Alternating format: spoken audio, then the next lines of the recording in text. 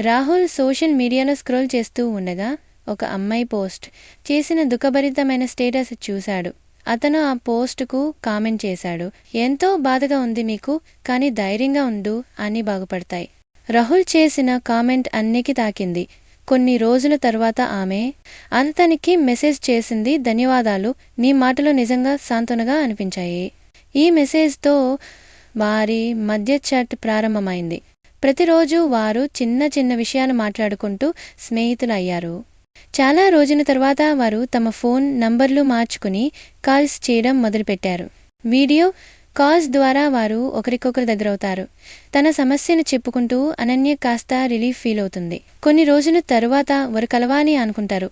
మనం ఒకటి తలిస్తే దేవుడు ఇంకొకటి తెలుస్తాడు అంటారుగా, ఇక్కడ కూడా అదే జరిగింది. వారు కలవలేదు. ఇలా రోజులు, నెలలు, సంవత్సరాలు గడుస్తున్నా వారిప్పటికీ కలవలేదు. కానీ వారి మధ్య బంధం బలంగా మారింది.